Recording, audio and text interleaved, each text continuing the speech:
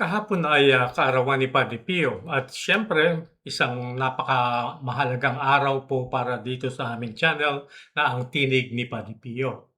At sa halip na simpleng alalahanin lamang ang petsa, naisip kong mas mabuting kung titingnan natin ang ilang kwento na nagpapakita kung gaano mahimala at misteryosong kumikilos ang Diyos sa pamamagitan ni Padre Pio. Kaya manatiling nakatutok at subaybayan ang ating mga maikling istorya ngayong araw.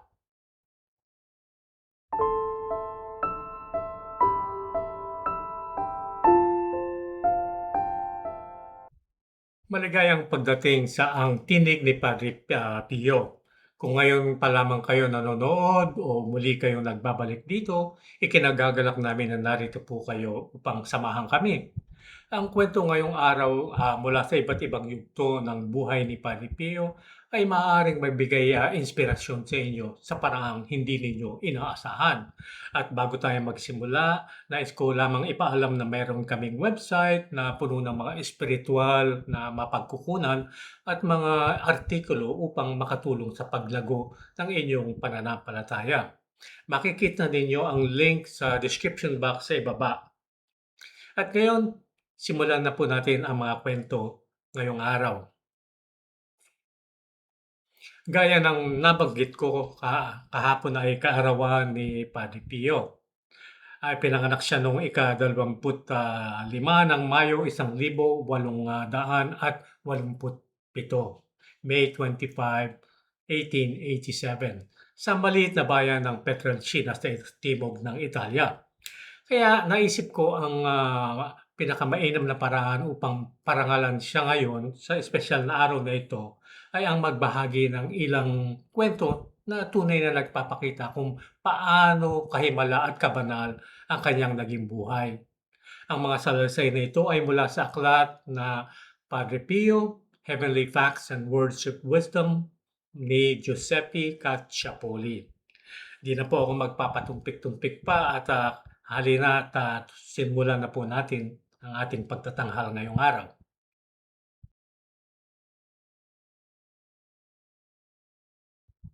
Ang unang kwento ay tungkol mismo sa pagbati kay Padre Pio ng maligayang kaarawan. Isang taon, nais ni Lucia Pinelli, pamangkin ni Padre Pio, na batiin ang kanyang tiyuhin ng maligayang kaarawan. Ngunit hindi niya ito magawa sapagkat personal siyang nasa malayo. Kaya ginawa niya ito sa kanyang isip lamang. Makalipas ng ilang araw matapos niyang mangumpisal kay Padre Pio, sinabi niya, "Maligayang kaarawan po, Tiyo. Pasensya na po at hindi ko nasabi noong ika-25." Sumagot si Padre Pio. "Pero sinabi mo na yan sa akin." Sa makatuwid, yung kanyang pagbati sa kanyang isipan ay nakarating kay Padre Pio.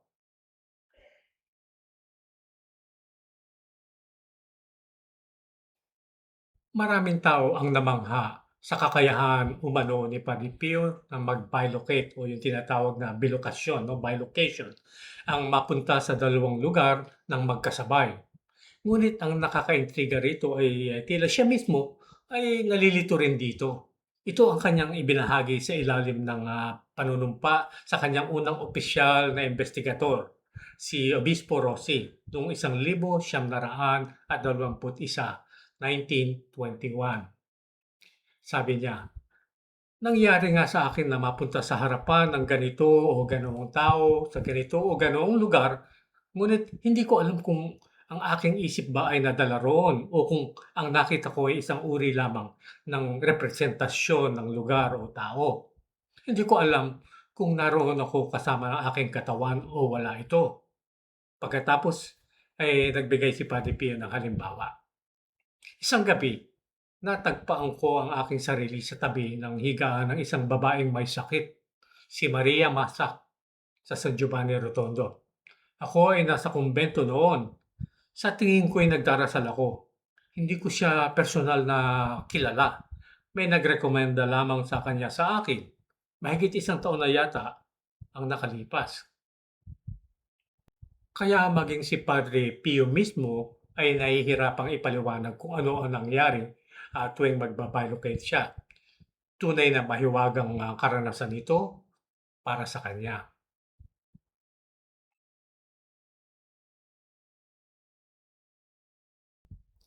At dahil pinag-uusapan natin ang tungkol sa bilokasyon, madalas itong naiugnay sa biglaan at mahimalang pagaling.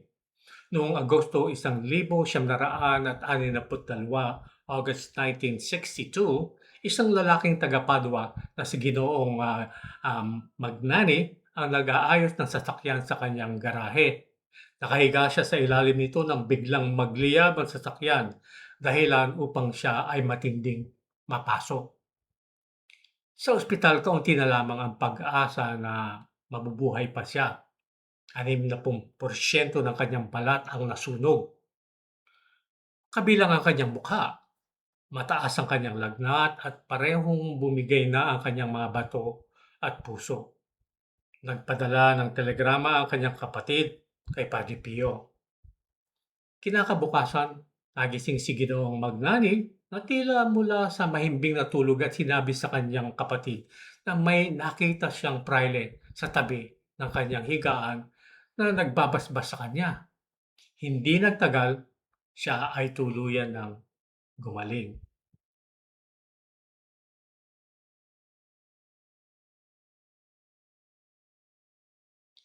Narito pa ang isa pang kwento tungkol sa bilokasyon. Noong ika-25 ng Hunyo, 1950, June 25, 1950, iniulat na nakita si Padre Pio na nag-aalaga sa isang naghihingalong praile sa Milwaukee, Wisconsin, sa Estados Unidos o Amerika.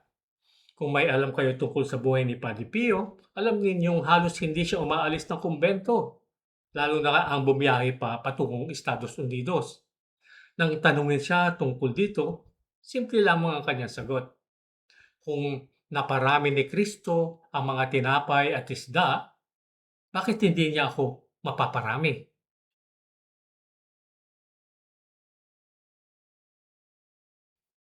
At narito pa ang isang kwentong hindi ko pa naririnig.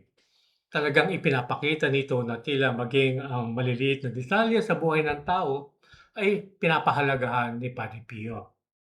Isang dalagang nagngangalang Margarita ang nakatira sa maliit na apartamento kasama ang dalawa niyang kaibigan. Gumigising siya tuwing umaga upang dumalo sa misa ni Padre Pio at bawat umaga ay ginigising siya ng alarm clock sa pasilyo. Isang araw sinabi niya kay Padre Pio, "Nakapag-ipon na po ako at gusto ko nang bumili ng sarili kong alarm clock. Ano po sa tingin ninyo?" Sumagot si Padre Pio, "Aba, napapanahon na nga." Binili niya ang alarm clock at iniuwi ito. Sinabi niya sa kanyang mga kaibigan na, "Makinig kayo, hindi na ninyo kailangan mag-alala sa paggising sa akin tuwing umaga." "Anong ibig mong sabihin?" tanong ng isa. "Wala namang alarm clock sa bahay na ito kailanman." Ipinapahiwatig nito na si Padre Pio ang nasa likod ng pagpapatunog ng mahiwagang alarm clock na iyon sa bahay na iyon.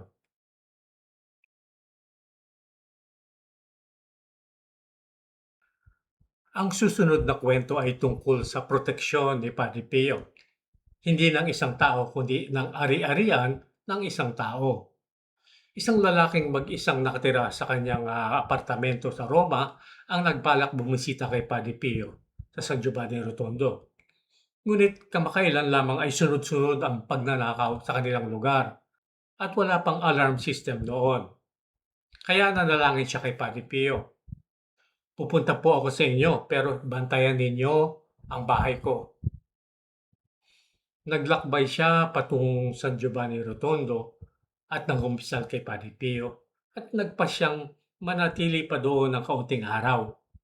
Kinakabukasan, nasalubong niya si Padre Pio sa pasilyo at sinabi na, "Narito ka pa rin. Pinoprotektahan ko nga ang mga pintuan mo." May isang prayleng nakarinig dito at nagtanong, "Kilala ninyo ba ang bahay ng lalaking ito?" Sumagot si Padre Pio, "Paano ko malalaman? Hindi naman ako umaalis ng kumbento sa loob ng napakaraming taon."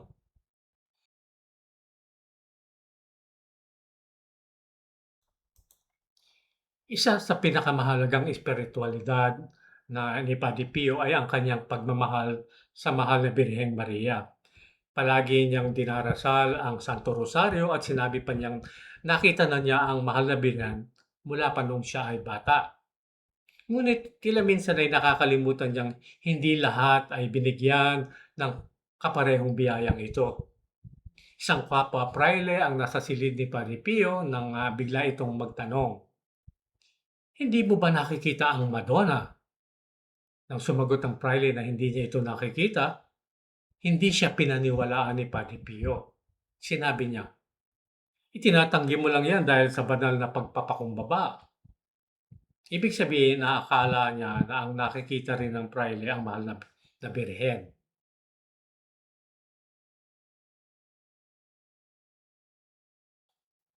Sa isa namang pagkakataon, isang gabi si Dr. Kisbarday, isa sa mga pangunahing doktor ng ospital na itinatag ni Padre Pio, ay nakikipag-usap sa kanyang silid nang biglang mawala ng ilaw.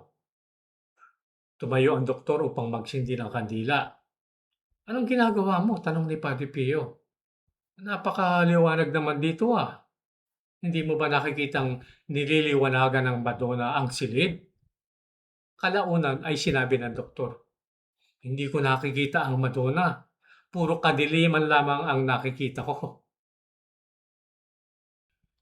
Maraming salamat sa inyong panonood. Kung nagustuhan po ninyo ang video natin ngayong araw, mangyaring mag-like, magkomento, at i-share din po ninyo ang video upang mas marami pang makarinig sa mensahe ni Padre Pio.